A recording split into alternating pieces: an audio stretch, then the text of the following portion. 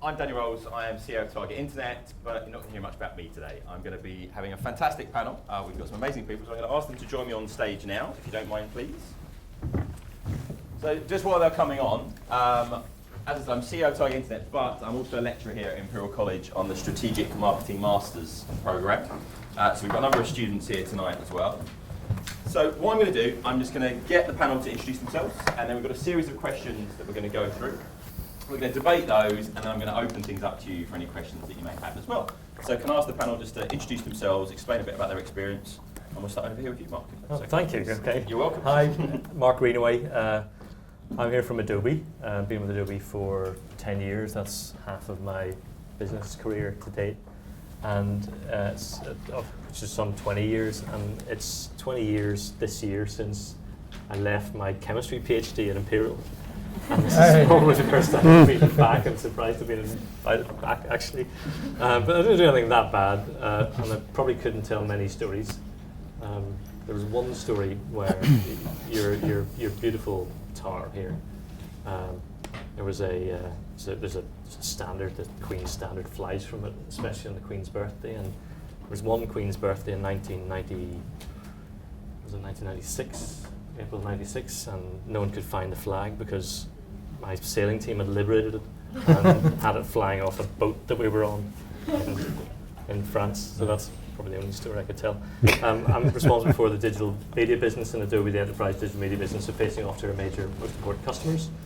And the mobile business, mobile apps platform, the e-signatures business, which is a big area of innovation and growth for Adobe, amongst other things. Fantastic. Thank you very much. Hi, David Keane from Google. Last time I was in this room, I was actually sitting my accounting exam as part of my MBA here. So it's a little bit strange looking back. There's a little kind of strange feelings coming through to me here. My role at Google, I work in Google for Work, which is the part of Google taking consumer technologies and cloud technologies into business and helping them actually join the rest of us in the future. Wow, I don't know how to follow that. Hi everyone, I'm Jeremy. I'm the head of digital strategy at Salesforce. Essentially, I'm an evangelist. There's not many evangelists in Europe. There needs to be a lot more in tech companies. I essentially get to go out and try and tell our stories about what are people doing with our platform, why are they doing it, how are they growing so fast. I'm writing a book about Uber at the moment, how they became the fastest growing company in the world. Didn't go to university, dropped out, probably one of the biggest regrets, but we'll get into that later on because there was other stuff that happened. Studied maths, theology, and further maths, and then went off to be a giraffe keeper. So true story. We'll get into that later. We'll come back to that later. No one wants to follow the giraffe keeper. My name's Ben Gott. I'm from a digital agency here in London called Periscopics. I've been in digital and at Periscopics for 10 years, which is all of my work career, so not to put ages on things. But, we have a team of about 160 mostly young people. I think our average age is about 26, who all service clients across paid search, display, and web analytics, which is the function that I run and manage. Fantastic. Okay, well that leads us nicely into our kind of first point to discuss. There's probably a number of people in the room here who are looking for their first role in digital. There'll be a number of other people that are maybe moving on to different roles, that their role is becoming more digital as well. And increasingly we're seeing in a fast-moving environment, there's a bit of a skills gap in terms of certain parts of the digital marketing kind of skill set. So I'd like to go to our panel and just find out what skills do they think are absolutely essential now if you want to be a well-rounded individual in the kind of fast-moving working place, and how do they kind of see that changing as well, and how is that kind of changing over time? And we'll start at this end and we'll work our way along, if you don't mind. Sure, yeah. So, as I said, I left Imperial 20 years ago. I left a science, a chemistry PhD because the internet was clearly a huge part of the future, and I was so excited by that. And you know what I was doing there was it was very transferable into the software industry, and you know I've not looked back because that's been where there's been so much innovation over the past couple of decades. And you are making me feel old, by the way. Sorry. You know, what you'll see through that time is that things have constantly changed and developed. And everyone's trying to achieve the same things in business, okay? And everyone's trying to achieve the same things in their career. But how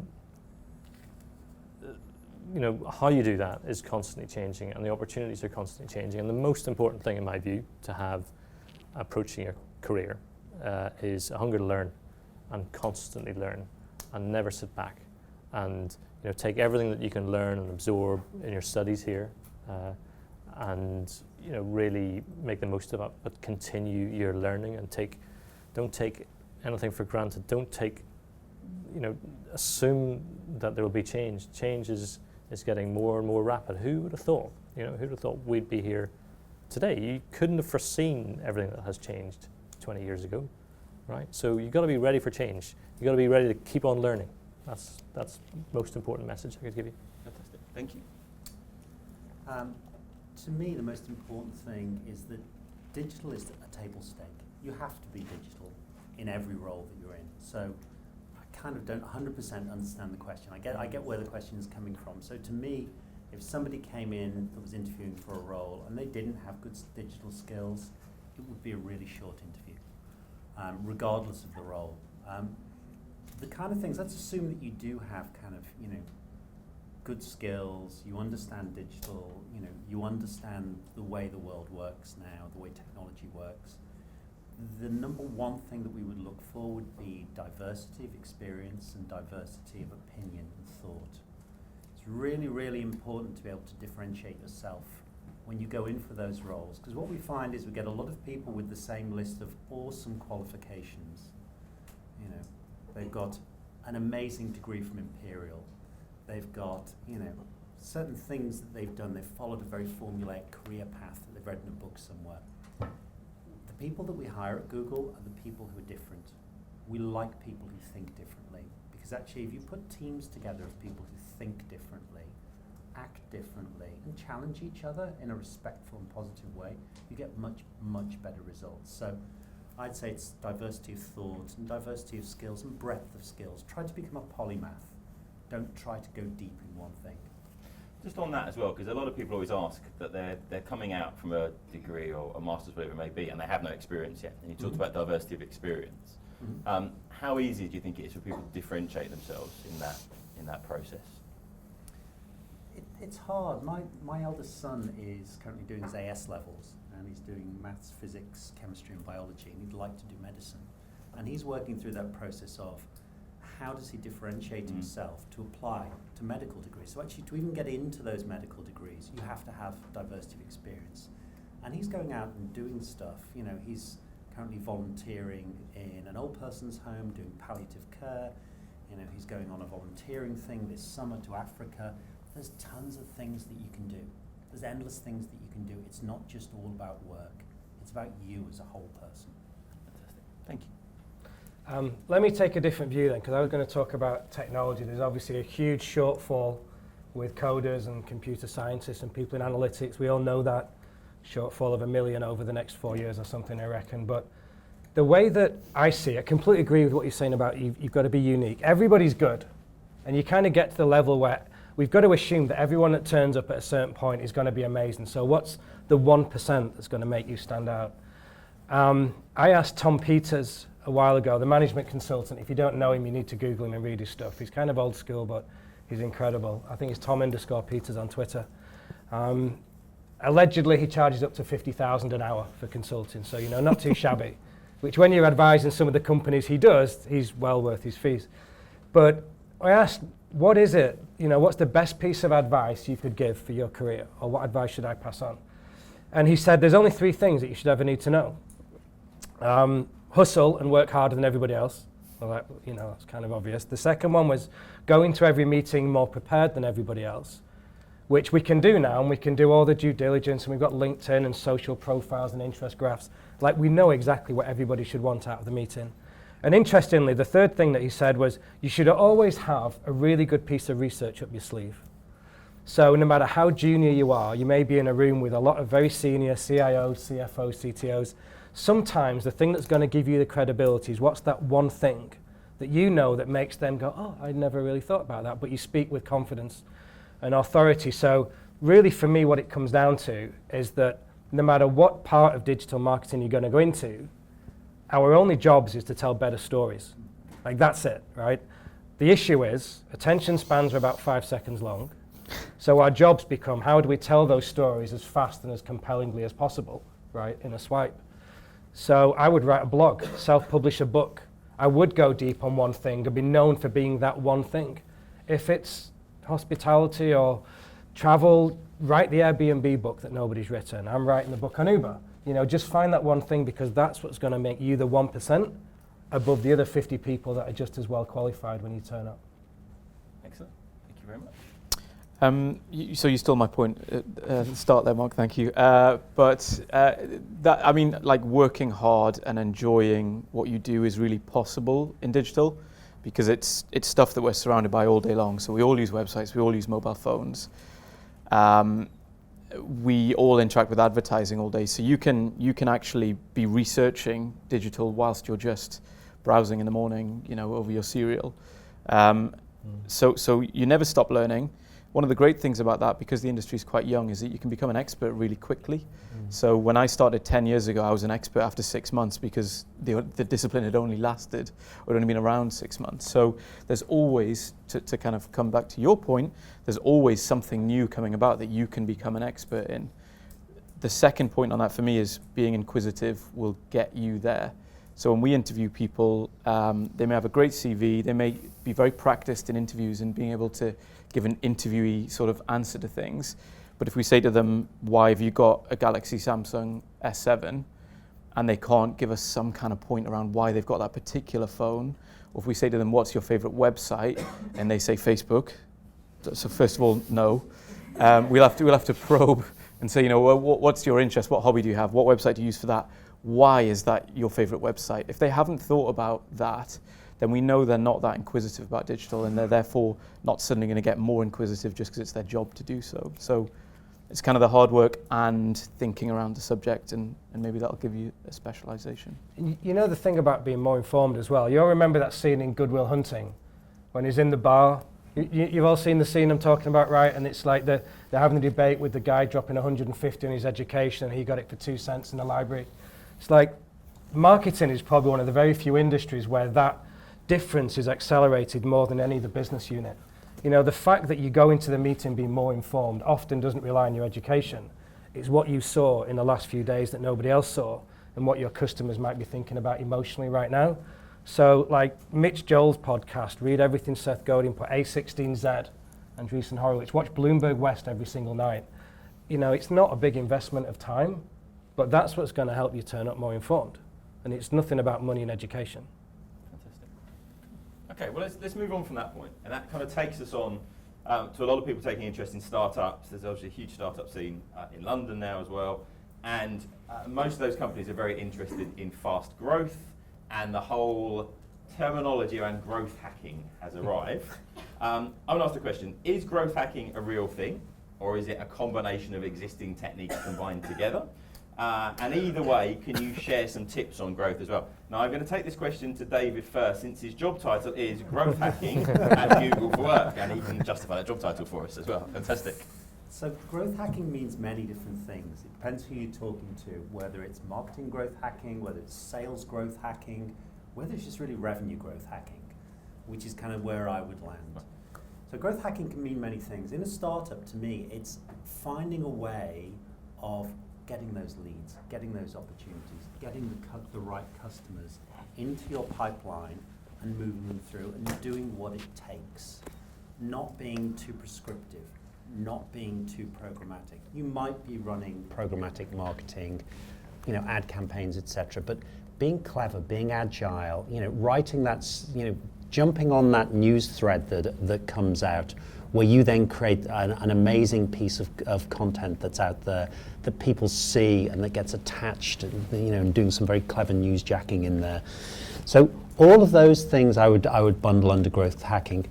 At Google, for me, growth hacking is about a slightly different thing, because it comes into the size of the business. So growth hacking in a small business is about being agile, being clever, being really, really supple, and being able to just grab things as they happen, as you see them, and having amazing people that you riff off the whole time. You know, and the tip that I would put in place is, don't have growth hackers. Get everybody together in the morning and go, what's our growth hacking ideas? for today, or on a Monday, for the week? What do you think we could do that would move the dial? For us, it's slightly different. It's about a very, very fast-moving industry, a lot of challenges out there in that industry, and how do we connect the different parts of our larger organization together? How do we act as a lubricant to the whole structure? So, we put in place a lot of what we would call sales plays, where we kind of define buying journeys and we pick up plays that we see. We try and find ways where we identify salespeople who've picked up a mechanism for engaging with a customer, or a story that they tell, or the way that they work, and we try then to replicate that and make that viral. So, there's two different types of software sales. One is, here's the message, here's the golden pitch deck, we're going to certify you on this pitch deck, go deliver, and hope some of it sticks. The other is awesomely smart salespeople, and you give them stories, you give them Lego bricks, you empower them to get out there and tell the right story in the language of the customer that fits with them. So to me, I know that's a slightly long answer, but that's what I see growth hacking as being. Do you see the definition of sales roles changing quite fundamentally? Massively. Okay. Do you want to give some just examples of where it's gone from and where it's going to? The delineation between sales and marketing, sales engineering, sales success or sales enablement, sales operations, all of these kind of things which we used to have in these big monolithic companies are all collapsing in on each other. Who's responsible for pipeline? Who's responsible for lead identification? How do we look at that journey? Is it all about, okay, marketing qualifies a lead and then passes it to sales who accepts a lead, and it then becomes a sales qualified lead, and then it moves down the pipeline from stages 1 through to 6, blah, blah, blah. Or is it working in a different way? One of the ways that we like to think is around a slightly different buying journey, which we split them into three things. We call it see, think, do. And if you just look online for see, think, do, you'll find a lot of commentary around this as an idea. So when you're buying things now in a digital world, you're seeing the things, you're seeing people using the things, and you're seeing information, you're picking up information about the thing. It could be a camera, it could be a car, it could be a software product, it could be a fashion item, whatever it happens to be, it could be enterprise software. There's a certain point where you start to move across to thinking that actually this might be good for you, and you move out of that inertia phase. And then there's a certain moment when you step over into I'm ready to do something, I'm ready to take a decision, I've got a compelling reason to actually get out there and do something. And as a salesperson, or as somebody responsible for revenue, which is how I define a salesperson, you want to find the people who've reached that do part of the phase of the journey. And the rest of the organization should be focused on how do we nurture this cloud, this huge tank of people who are in this see, think phase towards do, and then help our revenue focused people catch those people who want to do something. Fantastic, thank you. Let's move on to Jeremy. Growth hacking, real thing, terminology, and some tips on you think growth at this stage. Gosh, I still don't know what growth hacking means. It should probably be relegated along with big data and customer centricity and all that kind of stuff. I remember and forgive me, I hate name dropping, but I'm going to do it anyway. I had breakfast with Biz Stone not long ago, one of the co-founders of Twitter, and I was asking him about how the way that they grew and their early growth strategy. And his thing, which ended up being part of the book that he wrote, was it took us 10 years of trying and failing to be an overnight success, right? Which is, hustle and work harder. But the best explanation I've seen around kind of explosive growth companies and the mindset that you've got to have, there's a piece of advice I could give you guys. It'd be to read 0 to 1, Peter Thiel's book, which is an incredible book. He was one of the co-founders of PayPal with Elon Musk. He was the first outside investor in Facebook. And he really has this idea that the idea of disruption is going from 0 to 1. It's vertical innovation, not horizontal innovation. Uber isn't disruptive.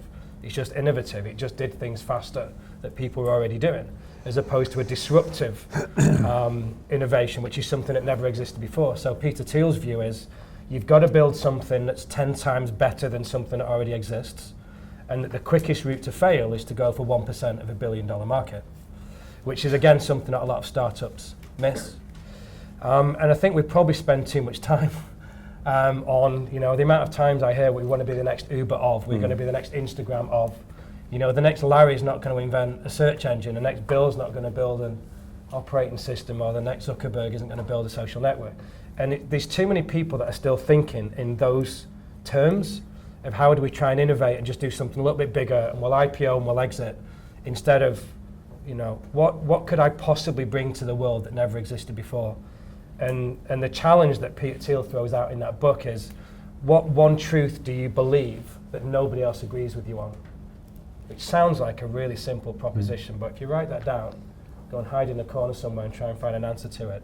What's the one truth that you hold to be valuable that nobody else agrees with you on, or a very small amount of people? Because that's probably going to be the root of the thing that you're about to invent that's going to change everything. Can I throw an extra name in there as well? Gary Vaynerchuk is somebody I really like, and the whole, to me, like hustle and growth hacking, same thing. Yeah. Kind of, it's in that same box. It's making shit happen. I'm allowed to say that. Making shit happen. You know, it's how do you make shit happen? How does everybody in the team make shit happen? How do you empower everybody? How do you build a culture where everybody makes shit happen? And that to me is growth hacking. It's hustling. Yeah. Go watch some of Gary V's videos. Watch Gary They're V's awesome. video. Watch his keynote from 2011, which is Inc. 500. INC 500. It's about 50 minutes. It's like the best hour you'll spend. Well, we sort of were a startup when I joined, so I can tell you how we made shit happen. As a startup, everything's hacking, right? Like there aren't any rules because we haven't made any yet. We were a startup in a relatively new industry, so there really weren't any rules that existed outside of the office walls either. So that idea of you just hack everything. Like we were downloading employment contracts on the internet, for example. Like this kind of stuff that we have like actual real people with real skills to do these days. But we did, with regards to kind of sales and marketing, we did things like we installed software on our website where we could see the corporate network that a user who was visiting our website was on. And if we chose to, and we thought they might enjoy it, we could interact with them on the basis that we knew where they were from. So we, you know, hey, I see you're at Imperial College, how's the weather over there or something? And you'd get like a 50% like scared and off the website kind of response. But you know, 50% of some conversations versus no conversations is probably a good thing. We did stuff like sending, and I cringed when the sales guys did this, but they sent actual cans of spam to potential client prospects with a little note that said like, this is the only spam you'll ever receive from us, our messaging is targeted, or you know, something like that. One of the best responses, a girl kind of picked up the phone and said, I don't like spam, why are you sending me spam? So we sent her a bunch of flowers, so then she called and she said, right, okay, I like flowers, let's have a conversation. And we got, you know, particularly in the fashion industry, I don't know why, but particularly in the fashion industry, we got like 3 or 4 clients out of like 10 cans of spam. So as much as we all hate that thinking outside the box phrase, the hacking idea, it really is that. It really is thinking about things that other people haven't done or won't do, maybe, while still remaining a good, honest human being, of course. Food is a really good one. Food's an awesome one. Cupcakes have worked well for me in the past. Really? You work out your message, have it printed on cupcakes, send a box of cupcakes to the office you're trying to connect with a short URL on the cupcake. People will come and eat them. They'll go, it's the URL, and they'll type the URL in. They'll go to your website. It's true. I send books. So like if this was a professional thing. Less good. Cupcakes are awesome. Cupcakes are better. But if I wanted to sell stuff, and this is a boardroom, and we're talking about 0 to 1, the first thing I'm going to do tomorrow is send a copy of that book to everyone in the room. Mark, anything to add to that? Yeah, I'll tell you my food story.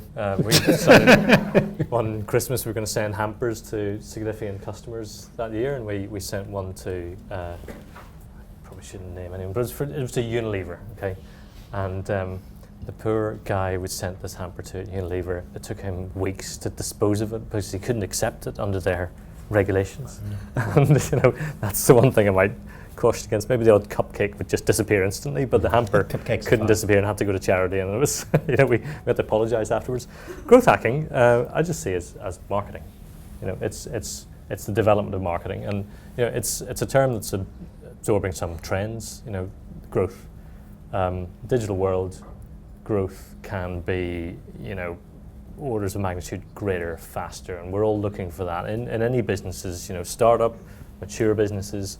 I look after a couple of businesses which are quite high growth and relatively small within the Adobe sphere, and we don't call ourselves growth hackers, but we absolutely do those sorts of things. We seek growth. We look for high growth. We don't look for the 1% of the big company. We work iteratively. That's the hacking mindset. And, it's a positive term, by the way. If anybody's not familiar with it, it's not a negative term. It's not, it's misused in the press. And we work in multidisciplinary groups as well. So it's not just about marketing, but I see it as it's a term, modern term for a marketeer maybe.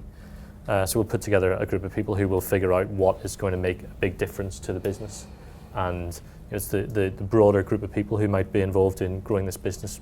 Leave them to it, let them grow it. It's a different dynamic. Let them continue to deliver, rather. Look for the big growth opportunities within a multidisciplinary group. It's a different dynamic to run a small startup high growth business to something which is mature and is delivering quarter and quarter and quarter. And for that, you need the scale, you need the clear division of responsibilities, the different disciplines, marketing, sales, demand generation, marketing, sales operations. So yes, I see it as something which is descriptive of the change in the way we work and the change in the way we're seeking growth, and it's because of the opportunity for higher growth in the digital world. Okay, so that leads us on quite nicely. There's probably a bit of crossover here into the topic of digital transformation, another one of our bits of jargon. There's a lot of very large existing organisations that are trying to operate more effectively in a digital world, and there's an awful lot of consultancy companies doing digital transformation projects at the moment, which is taking those organisations and trying to make them fit into the kind of operating the world they're working in. What that basically leads to is an awful lot of identifying where those organisations are failing. So the question really to the panel is, where do you think most organisations are falling over when trying to change rapidly? And can you offer any insights into the solutions for those? And we'll start at the other end this time, if you don't mind.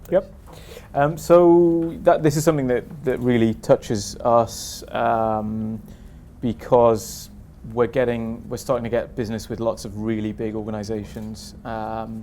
People like L'Oreal and Estee Lauder most recently, who are going through that kind of digital transformation thing, and they've got 50 different websites per country across 20, 30 different countries. Actually much more than that in both of their cases. But anyway, the thing that's very, very specific to me and what I do, the thing that really makes a difference is if they truly understand how to, what we would call democratize data. So you've got kind of two models. If you want to use data, and in the digital world you have to use data, you've got a model which is kind of central data team who hold on to data, and they give it out when someone asks for a particular piece, they'll give them that piece of data. Or you've got the everyone gets to use data to do their jobs and change and improve how they're doing things. And we're very much proponents of the democratization. Everyone gets to use data. You're always going to have some central data team who might do the bigger, more long-term stuff. But our ideal scenario is that everyone understands, let's say, web analytics data. Everyone understands it enough to use it as a regular and integral part of their daily role. And in order to do that, they need access to it. So that's kind of how we approach it. We go and say, you want people to get digital, you want people to move in a digital way, they need to see the numbers to convince them that digital is good and useful. Give them the numbers. It's kind of with that democratization of data and everyone accessing that data, does that mean the need for data skills, data analysis is much more broad throughout the organisation now? Yes. Yeah. And is there a skills gap with that, do you think, at the moment, or is that something that you're seeing organisations adjusting to? 100%, yeah. It's in the worst cases, we're getting big organisations downsizing or shifting, long-term employees just getting moved across into something that isn't relevant or wasn't relevant. With our new recruits, the maths thing is massive, huge. To kind of follow on from that,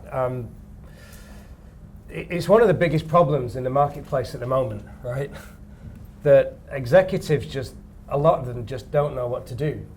Like, seriously, they're sat in the boardroom talking about digital transformation. They're peeing their pants. They don't know what to measure. They don't know what technology platforms to bring in.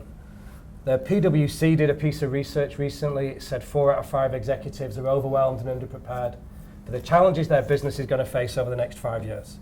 And it was talking about how they make emotional decisions. Even when they've got all the data, they still make emotional decisions about the future of their business.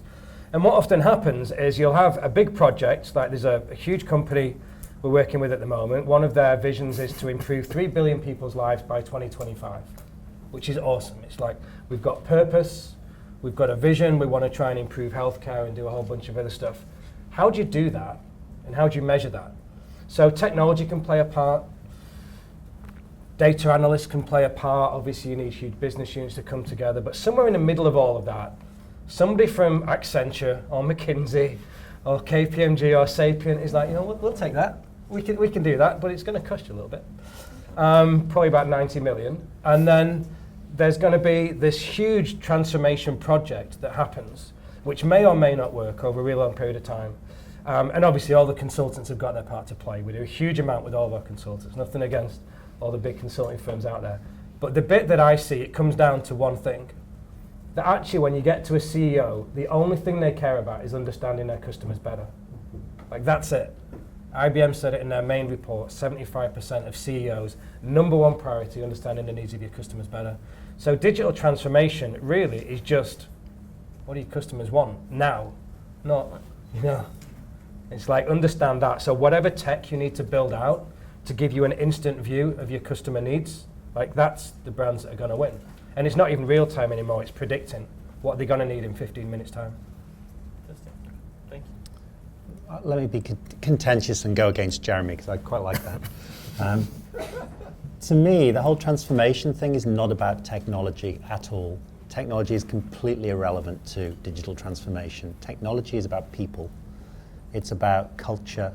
It's about how the business functions. So you can give everybody in an organization the most amazing technology, you will not digitally transform them.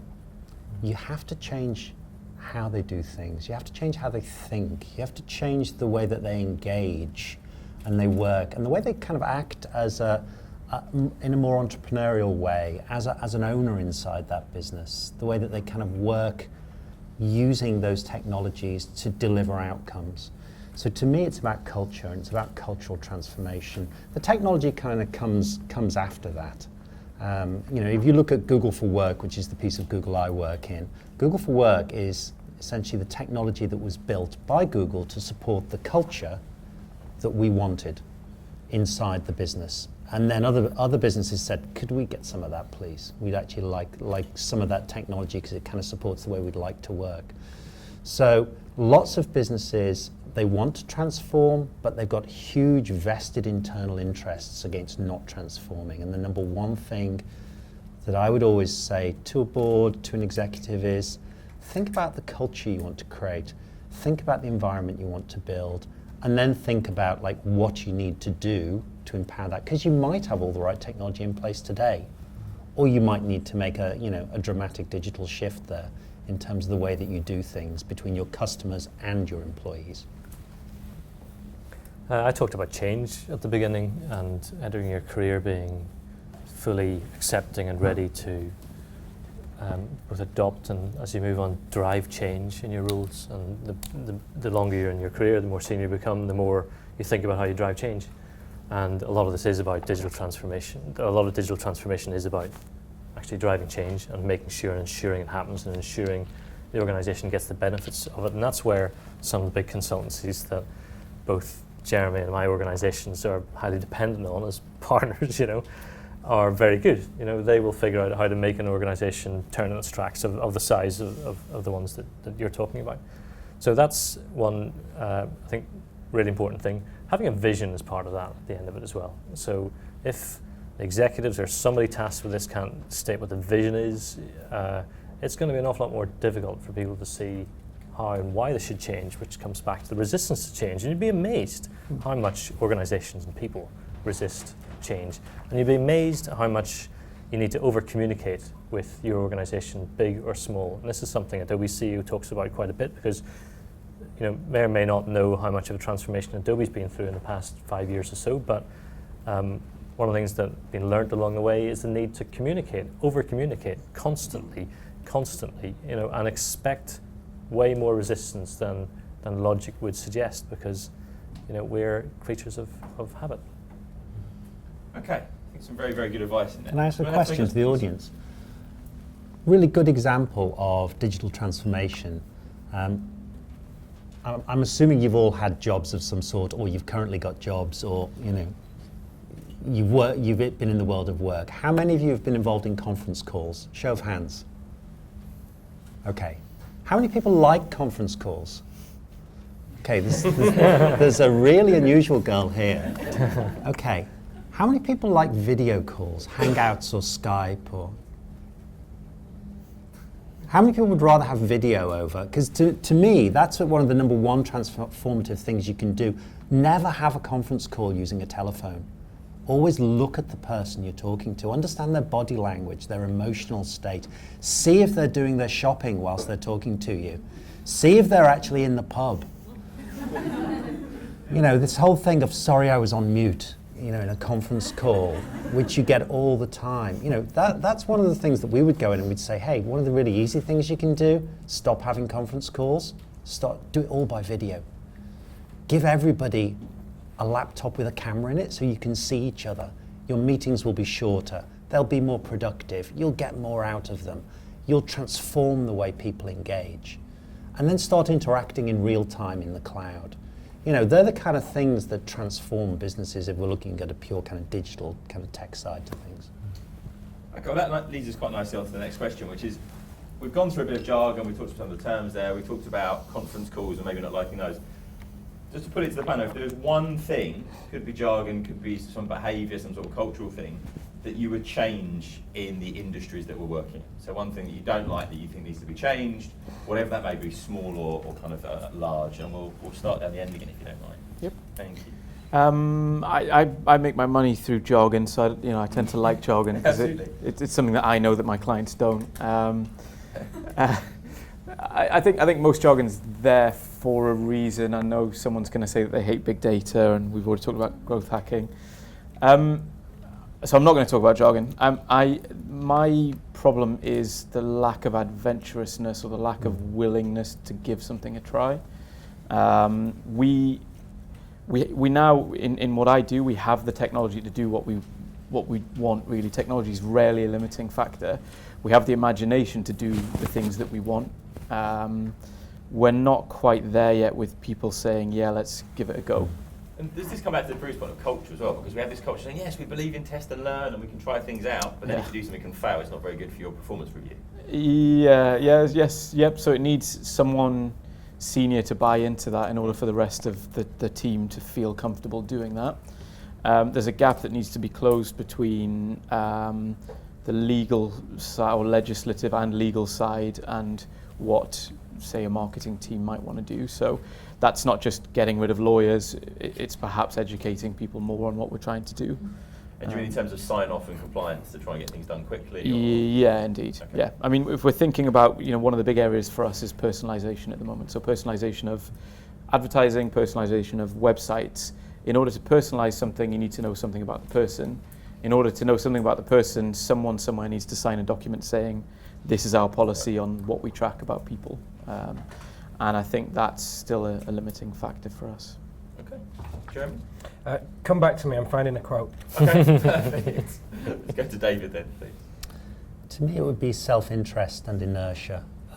We see a phenomenal amount of leaders in business whose main focus is not on productivity, not on employee satisfaction, not on the amazing things they could do for their customers, but is on their own empires inside their businesses, their own self-interest, the size of their teams, the size of their budgets, and those people, I would really hope that they could move beyond that kind of self-interest, inertia kind of based view of the world, and either retire and go and live with Nigel Farage somewhere in a remote island. Not that I'm kind of trying to sway your vote on Brexit in any way here.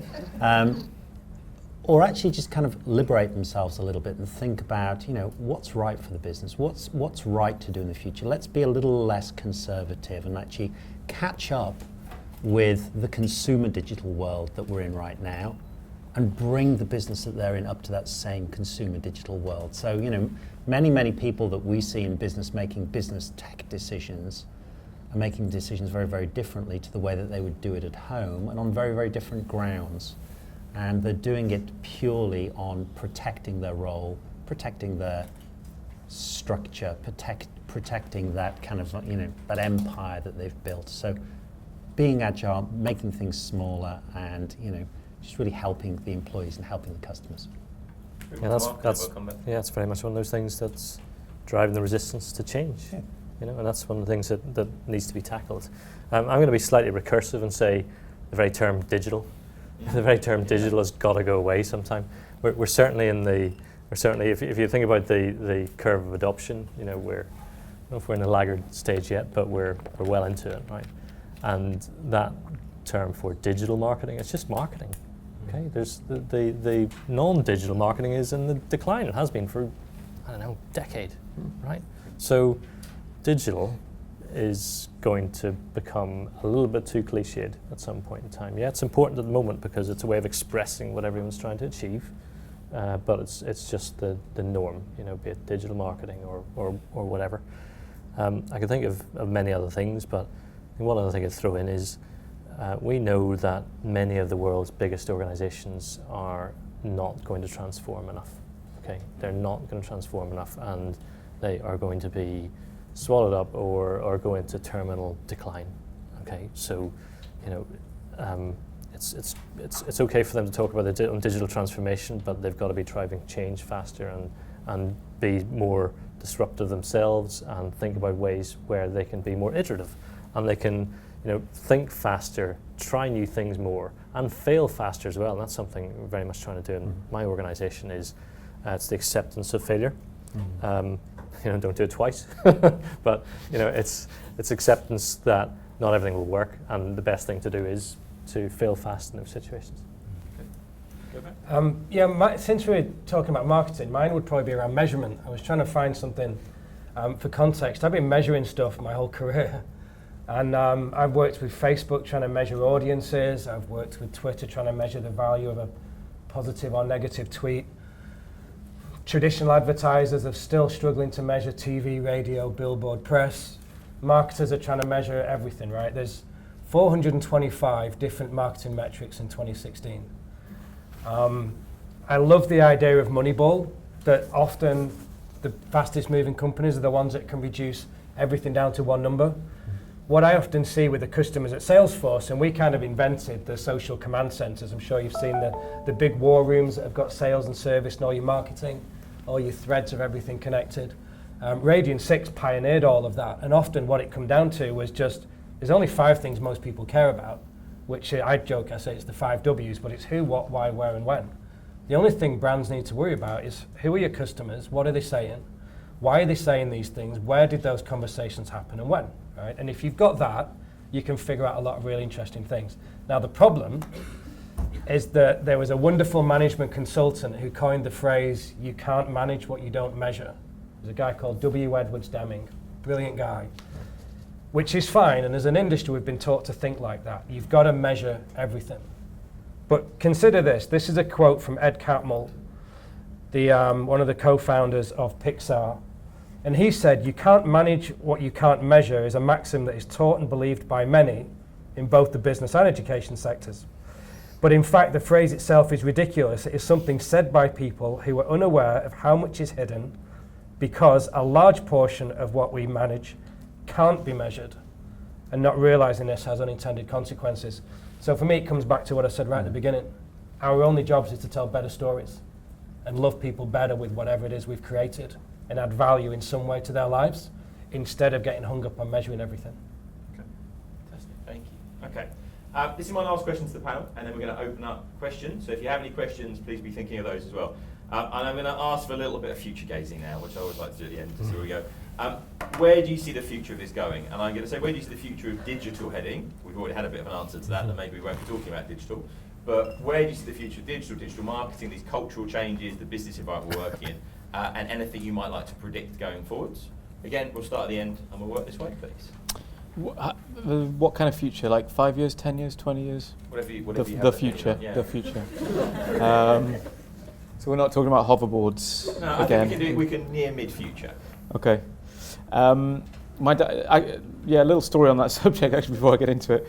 I was in the pub with my dad not long ago and showing him my new phone and telling him how great, look, Dad, this is the future for you. This is what your future.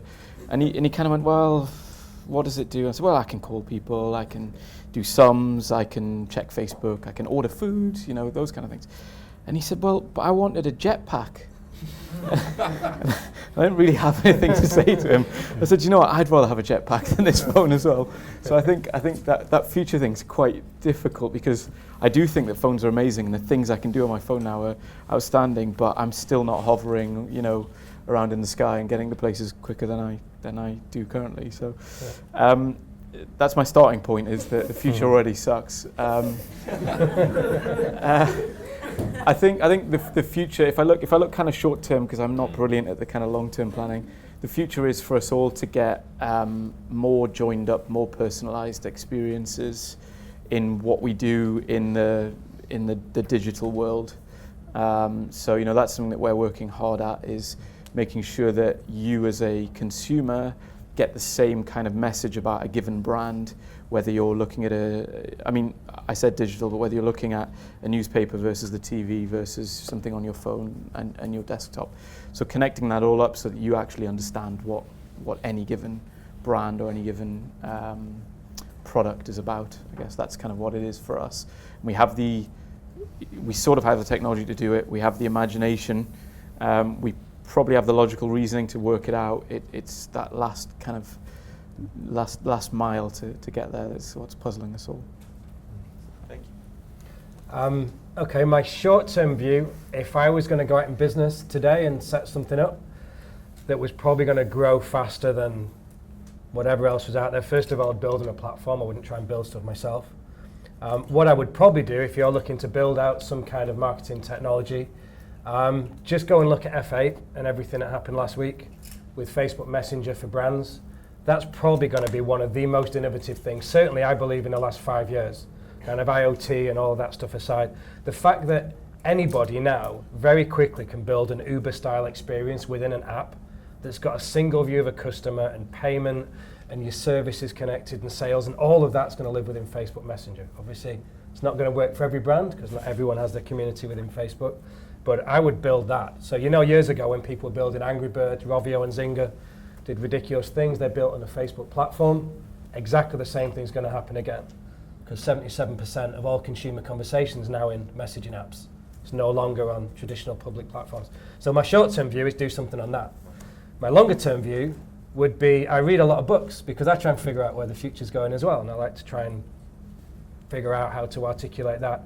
There was a book I read the other day, and it talked about, in a couple of 100 years, we're still going to be struggling with how we build relationships. We're still going to be struggling with how to build trust. We're going to be struggling with the sacredness of privacy. And we're going to be struggling because people's attention spans are too short. So we should use big ideas, small words, short sentences.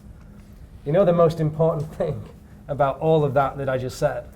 That book was from 1857. And it was something that I found in a house clearance. Turns out it's worth several £1,000s, its first edition. It's like we're still struggling with the same things now than we were in 1857. And we probably will in 100 years' time. Short term, I'd say the death of social media and the death of apps. Just purely because I want to go against Jeremy. Let me tell you why. So to me, social media is dying right now. Social media is in a terrible, terrible state. If you look at the big social media players, what's happening on those platforms, those broadcast platforms, it's taking a huge dive down, huge dive. They're not working in the way that they were. Yeah, true. Social media will fragment. It will go into thousands of little styles of platforms, lots of different multi-channel ways of getting to tiny little niche segments. You know, if I look at the way my kids use technology, they're like, Facebook, meh.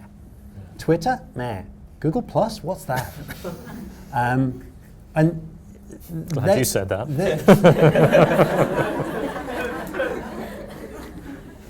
Those platforms will break down into individual components that other niche social or engagement channels will build on. And you know, I look at my kids, they want to have a defined world that they're connecting with. They want to have a WhatsApp group.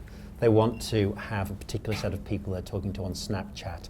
They're using these kind of new social platforms to connect in far more controlled ways. And this kind of early liberating idea that we had of everybody's going to publish everything online and it's all going to be beautiful and it's the social revolution, it's not going to happen. People don't want to publish everything online. People don't want to read it all. On the apps front, to me, apps are so old school. So if you look at the way tech worked, mainframes, meh. Green screens, not nice. Client server on PCs, okay, that's cool. We can build an interface for everything. Oh, we've got to update them all the time. The web, oh, we don't have to update the website. It updates for us. Apps, we have to update them all. Meh.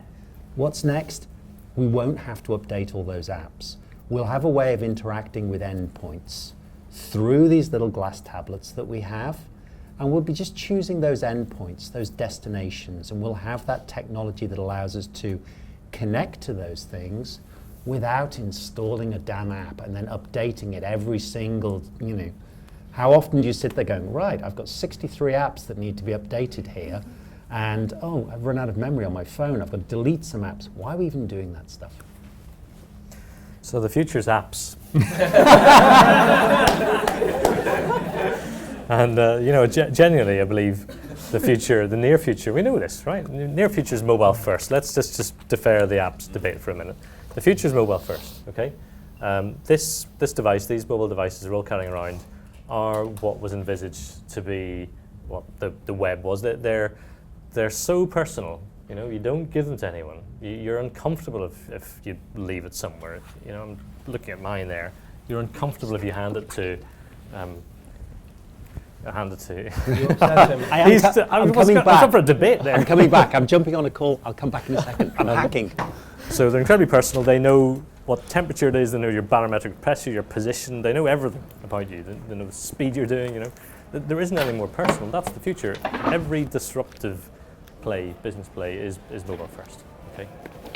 So that's the future.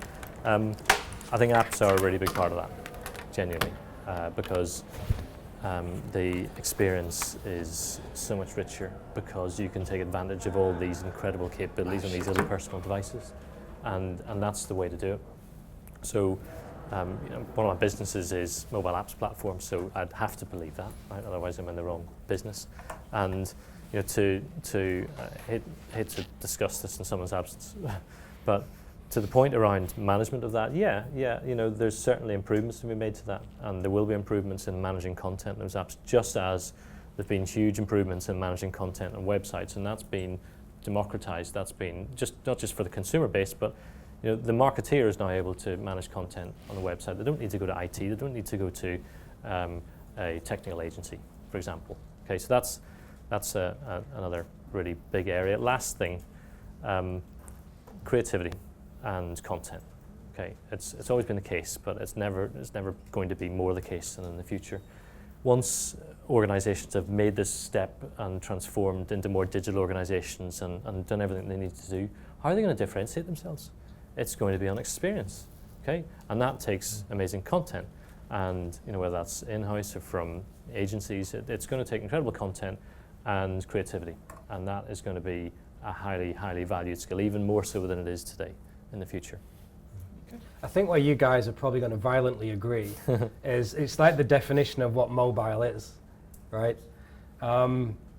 If we could, we haven't got time to show it, but I would Google 2 YouTube videos. One of them is about 18 months, 2 years old. One of them came out last night. Look at Microsoft's HoloLens. If you haven't seen it, check it out, have a look at what that means. And then search Magic Leaf New Morning, the video that they put out last night. which is all about the way that you're going to use VR and augmented reality. It doesn't look like mobile, and it's all going to be in vision. It's going to do ridiculous things. That's what mobile experiences are going to look like in the future. I was with a guy yesterday. A team of students at Bristol University are looking at using ultrasound monitors. You know the ones that you test with a baby and you try and get heart rate and stuff? And also the same sensors you put on the back of a car for reversing that do the beeps. If you put enough of those together, with enough of them clamped together, you can actually send a frequency at the same time and you get a touch. You can actually feel it. And there's development at the moment that might come out in 2019 or 2020, possibly in an S-Class Mercedes, where there will be no buttons on the dashboard at all, because they're going to use some of that technology. You never take your eyes off the road, and the second you need to do something, you put your hand out and that's going to be a button, and it'll feel like you're turning the button. And you go over a bump and the button's going to go up and down in your hand. And it'll feel exactly like you're touching the dashboard. And it's like, this technology isn't that far away. But that's all mobile technology. It's like, don't think that it's just this, because it's really not. Fantastic. Okay. I think that's a good point to kind of end us on these conversations. I'm very aware you need to leave us in 10 minutes. You need to run. So what I want to do is just open things up to questions. So I'm hoping there's some questions in the audience. If there are no questions in the audience, we've got some questions that have been coming in as well, online as well. So can I get a raise of hands if there's any questions there? We'll start with the lady over here, please. Yes, we all agree that understanding the customer is key. We all know about the personas. What will be the real method to understand customer? Why is it so difficult to understand the customer? So just for the microphone, so it's recording, just to repeat the question as well, is why is it so difficult to measure customers, and any kind of particular viewpoints on this? Yeah, do you guys want to go? One of the mine's a Google answer. We've been struggling for years with attribution, right? Google did some research last year. It showed that basic purchasing decisions now cross at least 5 different devices. So that's, you know, whether you're booking a hotel, trying to find a mortgage, looking for a car, trying to find a holiday somewhere, it's going to cross 5 different devices at least. The biggest challenge is that the way that most businesses are set up is that all of those different journeys are measured in different business units. It might be mobile and then web. There might be some app analytics. There's going to be something on video, customer service, something in store. The biggest challenge when we talk about single view, another buzzword, is the problem is that none of that stuff is often joined up in a business. So they can't understand what customers are doing, because what you see is 5, 10, 20 different personas when actually it's the same person. So like we work with Mattel, and Mattel are now so good at understanding what their customers are doing across all the different channels that not only do they understand lifetime value and what their customers are doing, they're starting to understand lifetime value of a family, not just a person.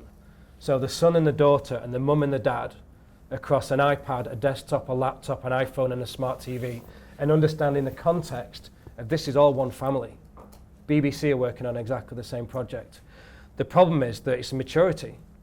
You know, I don't want to be too salesy, but I'm at Salesforce because we believe we're the only person in the world, the only brand in the world that can actually join all that stuff up with connected data and with in-store. But it's incredibly hard, and companies are still trying to figure it out and are going to be for a few years' time. And do you think this is a lot to do with the fact that fundamentally some of this is an IT project at some extent, and that companies have always struggled with this kind of thing? Of course. Yeah. Okay. Any other viewpoints on this? Yeah, obviously the device thing is huge. I think something that people forget is how much the people out there that hold this data, how much they have invested in keeping a hold of it. So getting Google and Facebook to share data on the same user, if we could do that, you know, that would solve a massive problem for us. You then multiply that problem by however many Instagrams and Snapchats and whatever there are. But that's the essence of their business. You know, they need that data, and it needs to be their data. So even if we can connect devices, for example, connecting people's usage in what we call walled gardens is incredibly difficult. Can I just say though, it's not impossible. It's really not. I've got an app on my phone. It's a third-party app. It's nothing to do with us. I could point it at you guys. If you've got a GPS-enabled phone and Twitter account, it'll tell me who you are. And if you've tweeted more than 500 or 1,000 times, there's software out there that will be able to predict with a 90% degree accuracy age, sex, location, salary, job title, what you eat, your favorite shoes, where you shop. I'm not kidding. Within £10,000. And there's brands out there that are now using those algorithms to figure out what's the exact to the second response time that we need to get back to you based upon the access we've got to maybe your interest graph on Twitter or your social graph on Facebook. Then it comes back down to privacy and a value exchange. Okay, I've got this information. Now what do I do with it in a way that's respectful and that adds value to your life and doesn't just spam you with crap? Yeah, it's certainly difficult to capture everything, but that shouldn't mean that organizations don't attempt to capture anything. And there is plenty out there that you can capture, and the important thing for an organization is to attempt to and put together a picture of the customer, not just through one single channel, not to assume, as many organizations have and failed at, that they can do it through one channel, through their own registered website. It does involve social listening, yes, and maybe not capture everything, but capture something. We'll take another question. We'll let Jeremy get his way then as well. So, question down here, please. Hello. So my question is, for startups, how digital marketing B2B would be different from B2C? Like, what's the main differentiation? What should be the main approach? Because B2C is fairly clear for many people. What would be B2B? Yeah, B2B, it depends what market you're in, first of all. Often in B2B, your target market is more definable, I think, down to like there are X number of 1,000 people in the country that I need to target to buy this product. Lead times are longer with B2C, so people don't make a snap decision when they're buying a tool for their business that's going to cost £1 million or whatever. So that makes it slightly more about developing a long-term conversation. Tools like Salesforce are obviously hugely useful, so I should probably hand over before I say too much. It's all really blurred, right? We've got great tools on B2B and B2C. We've got a tool called Pardot for B2B, lead generation, lead nurturing, prediction. Someone lands on your site, you can predict what they're worth, you can figure out the best message, and then you go to B2C, and like you say, the customer journey is often a bit longer and more fragmented across different channels, so it's harder to measure, but that's completely different context. The issue is that it's all the same. I'm not going to use the cliches of it's people to people or human to human and all that sort of stuff, but a B2B customer on a Friday is going to be a B2C customer maybe on a Saturday morning, and there's going to be a relationship which your brand can have with them. So I would, if that's something you're interested in pursuing and looking at, there's a Forrester report, and I can't remember the name of it, but basically what it says is that the future of B2B is to provide B2C style experiences. It's like the best B2B brands aren't going to be competing against other B2B brands. They're going to be providing an Amazon style experience. And that's where banks and fintech and customer service and manufacturing, that's where they're struggling now. They think they're competing against each other.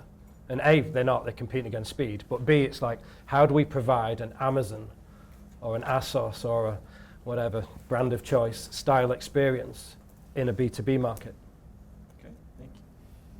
Let me dig into B2B a little bit and say that the thing that's universal across B2C and B2B and marketing and sales is that the end customer, whoever that is going to have done a hell of a lot more research on you, your product, before they speak to you, before you have the opportunity to speak to them, and maybe even eliminated you long before you're even aware of them. So in B2B, that's really important. And if anyone in this room is contemplating a career, maybe not in marketing, but certainly in sales or close to sales, the future is going to need much more content-rich salespeople. It's not just about banging in doors and numbers of contacts that you make and the size of your network. It's going to be how are you going to enrich yourself to add real value and describe and explain and be valuable enough to potential B2B buyer, I'm talking about mainly, to engage them sooner and engage them better. And it's not just going to be a transactional conversation. If it is, I'm not sure there even are going to be B2B salespeople. The issue is it's really easy to measure B2B because it is quite a transactional relationship. Certainly one of the things like Adobe Analytics has become so famous for, the fact that you can get any kind of transactional relationship. Something happens, piece of content, someone clicks, you can track it back. Obviously B2C, once it starts going all across all of those different channels, becomes as much a customer service issue as it does a sales issue. And within B2B brands, somebody told me last week, think it was 88%.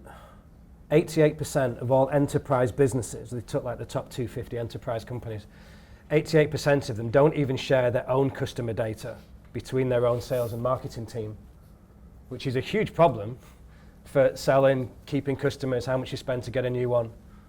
7 times cheaper to keep a customer than get a new one, yet we still keep trying to acquire new ones over here. So like, that's a challenge for you guys. You go out and try and solve that problem and you're going to have a killer job in the majority of big enterprises out there, because it's a real concern. You know, and like we were saying before, this isn't a technology problem, it's a people problem. Yeah. And I think it was Nate Silver that said we ask too much of technology and not enough of ourselves. You know, it is. It's like, how do you solve that? Fantastic. Okay. Well, on that note, we are going to lose Jeremy because he needs to go off to another event as well. Okay. Please don't forget to take the microphone off so we don't hear what you think about Google on the way out. That's fine. Okay. Can we have a quick round of applause for Jeremy, Thank please? you, everybody. Great to see you. Okay, we've lost 2 of our panel. One of them is coming back, I promise you. Couple more questions. We've got a little bit more time as well. So, raise of hands. Any more questions? There was one in the centre there, please. Well, I completely agree with your point about digital being the future for B2B sales. And I work in inside sales right now, and it has proven to be fantastic in generating the outcomes. But the actual problem is not the sales themselves, but the digital transformation. And what I've observed is that many traditional salespeople are very scared to learn what digital is and to give in to the future of selling. And in your experience, how can you overcome this problem? How can you persuade them that inside sales and online sales is the way to go? Give me an example. Can you give me an example without naming anything or anyone? Okay. Simple example. One of the things that I do is lead generation. That Yeah. we identify customers across multiple channels, the key decision makers. We nurture them up until the point when they're ready to buy, and we pass them to salespeople to close the deal.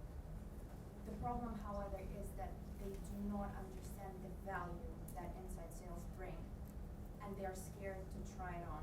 And this is more of a cultural problem. And how do you overcome it in the firm, including salespeople and executives? Yeah, so they're resistant, and they're resistant to letting this approach happen in their territory, in their set of accounts, or whatever that might be. Sorry, I'm in B2B space, which I presume you're talking about. That's the case, and and those people are not going to be successful. Okay, full stop. Those people are not going to exist in major organizations as salespeople very soon, because one of the greatest strengths you can have is to have management of the funnel of opportunity for you, generated digitally, qualified through inside sales function or telemarketing function, and making that work is what all B2B sales organizations spend a huge amount of time in sales and marketing thinking about, and operations, and how to smooth that, and how to make sure, and how to measure that as well. Back to one of the points earlier. So, salespeople who do not see the opportunity for that and adopt that will fail. Does that answer the question? How do you help them see that? Well, look, if they don't want that as a result, that sort of help, that sort of tailwind, then it's going to become more difficult, because, like I said earlier, the traditional salesperson will be engaged later and later in the sales cycle, and they'll have less and less opportunity to influence and use their skills. So they will be less likely to be able to make a difference, less likely to succeed, and less likely to be needed. Anything to add at all? The thing that I guess one of the things I've learned, because I'm not a sales, well, I guess I kind of am a salesperson. I don't like to think of myself as a salesperson, but I do sell stuff. And the sort of more core sales guys that I've worked with, in business, the most important thing you can do is understand people's motives, whether it's your customers' motives or your colleagues' motives. Salespeople's motives are really easy to understand. They want to make more money. Like, that's kind of it. So if you can start from that point of view, think, how can I help them to make more money? Then you've got a hook. We've done things in the past. So I've worked in the publishing sector a lot. And their sales guys used to get on the phone to a potential client and say, we've had 10,000 page views, 1 million page views, whatever it might be. And we had to go and educate them that actually a page view isn't the be all and end all, and the industry's only just coming around to that now. This was kind of 10 years ago. And we went to the sales guys and said, we're going to give you a different message. Don't say page views anymore. Say engagement. Say that people will look at 10 pages while they're on the site. They'll stay on a page for a minute. They'll scroll to the bottom of the page.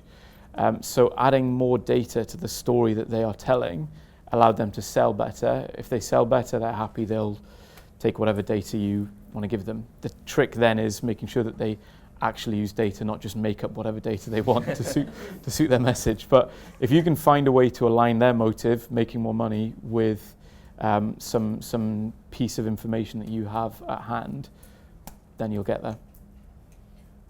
Fantastic, thank you. Another question from the audience? What do you think are the factors that differentiate the way digital marketing is being done in the different parts of the world, and how this factor is going to affect digital marketing development? So the question, if just for the microphone as well, just for how is digital being done differently around the world, and what's factoring success for different organisations, and how will that impact things as well?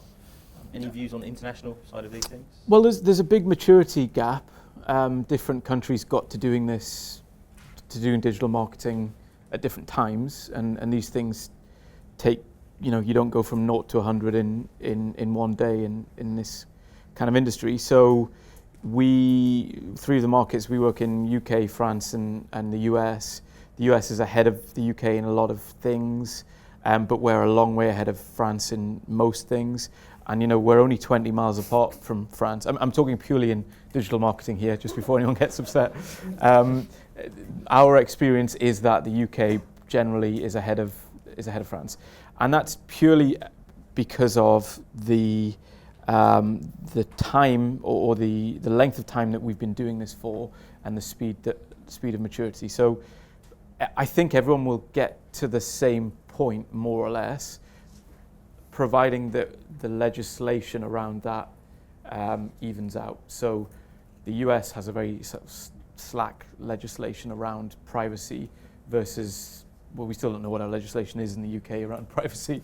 But so the kind of 2 points. Maturity, actually, I think we'll all get there in the end, because it's just taking longer for some people. And then legislation, for me, will be the cutoff point. If a country legislates in a way that prevents us from doing more advanced, more adventurous things with digital marketing, then that will cause that country or that region to have problems. And in the UK, one of the big sort of bones of contention is, will we lose our sort of Silicon Valley style startups because legislation will kill them before they exist, really. So kind of, I'm mixing 2 points.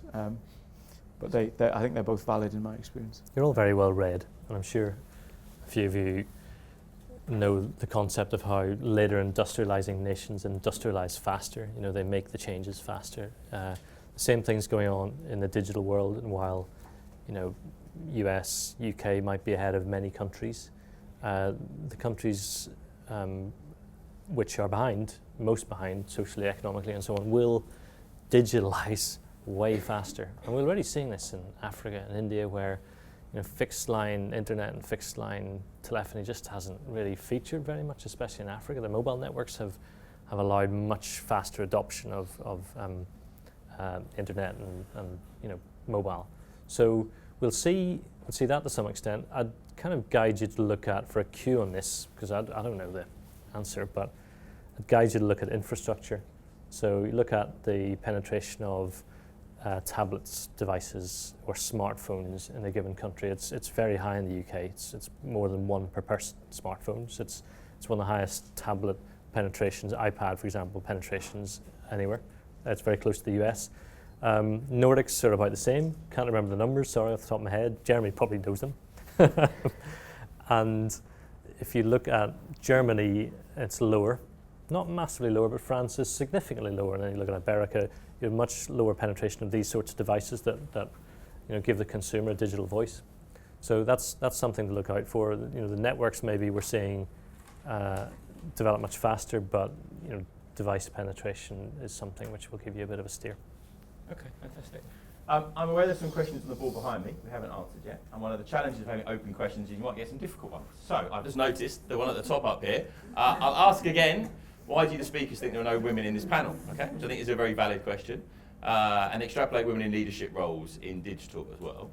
I'm going to it's not an easy question to answer, so I'm going to throw it out there to see if you can answer this. I should point out as well, in our organisation, so in Target Internet, I am the only male employee.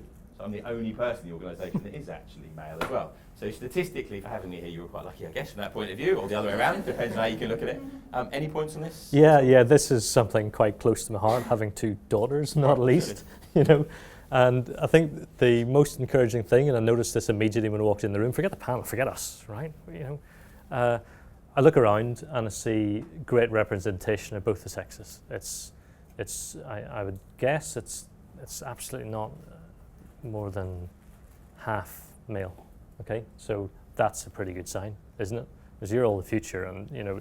So the person who was asking about, you know, why senior sales colleagues are resistant, and by the way, the chances are those senior sales colleagues, because of the demographic and the sales function, they're men, right? You're going to have their job before long. Okay, so you and your colleagues, and you know, I think the sales function, which I can speak from most degree of experience, is pulling in more women, but it's something which we really need to work on. And you know, industry generally, and let me tell the Salesforce example in Jeremy's absence. The Salesforce recently looked at their entire employee base and decided that they were going to ensure there was absolutely no discrimination in pay throughout that organization, and acted on it. I don't know the details of that, but you know, speaking from my own organization, we're working very hard to ensure, not just in the sales function, but across all functions, sales being where it's pronounced, there's a pronounced kind of 70% male imbalance, that we're bringing through the right people and the right leaders who are women, giving them every opportunity and every bit of coaching in order to develop that. So, you know, that's been a background in technology, and it's especially been an issue in sales, but I believe it's changing, and I believe there's huge emphasis within organizations.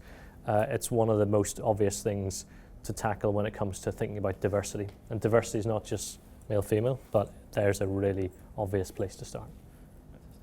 Anything to add at all? To emphasise also that it's changing, I think. Yeah. We took us forever to get our first girl. Took us even longer to get another one. And now we're 50, like I said before, 160 people, we're about exactly 50%.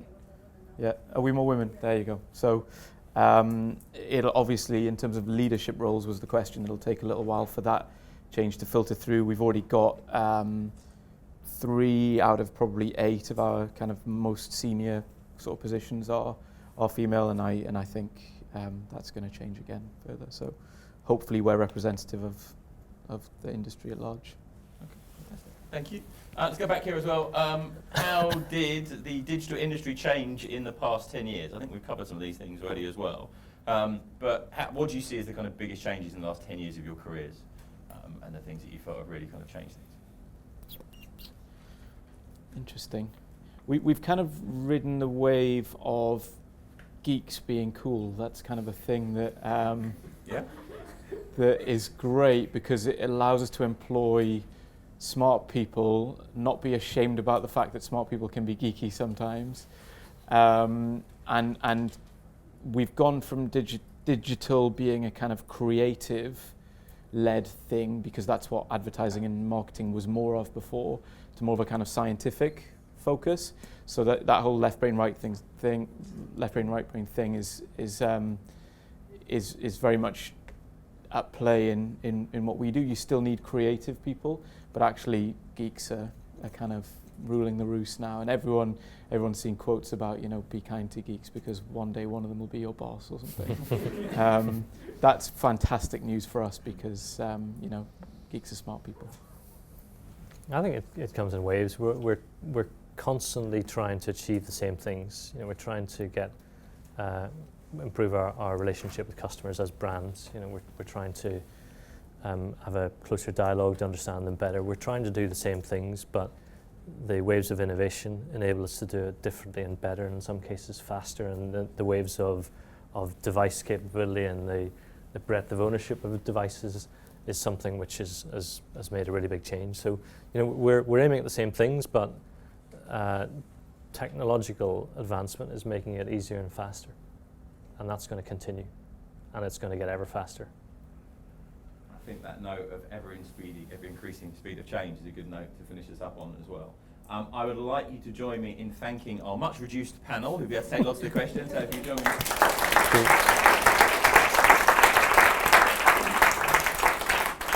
Thank you very, very much for listening. I'm just going to hand over to one of our key sponsors from Procter & Gamble just for a moment. We will vacate the floor, over to you, and there will be a short break afterwards. So thank you very much. Thank you.